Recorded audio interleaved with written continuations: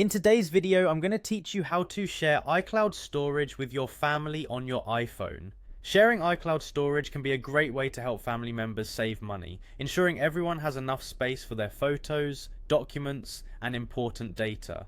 Let's dive right into the steps to set everything up smoothly. The first thing you need to do is head over to your settings. This is easily done by finding the gear icon on your home screen and tapping on it. Once inside the settings menu, look for your name right at the top of the screen. Tapping on it will take you into your Apple ID settings. From there, scroll down until you spot family sharing. Now, if you haven't yet set up family sharing, you will see an option that says set up family. Just tap on set up your family and begin adding family members. You'll need to input their Apple IDs, which is essential because it's linked to their accounts. It's a straightforward process, and your family members will receive an invitation to join your family sharing group. Once the basic setup is complete, we can enable iCloud Plus sharing. Under the family sharing section, you'll see an option labeled subscriptions. Tap on that and then select iCloud Plus. Here, you'll see the various plans available.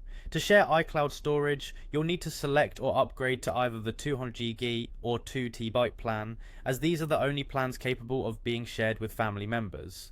After you've chosen an appropriate plan to share, your next step is to invite family members to use the shared iCloud storage.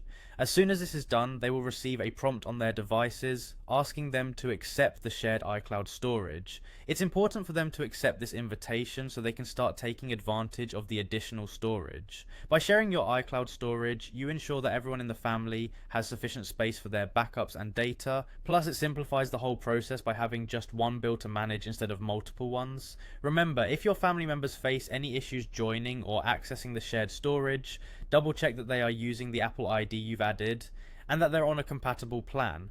I hope you found this guide helpful and easy to follow. Sharing your iCloud storage not only saves on the overall cost, but also provides the convenience of managing everyone's storage needs in one place.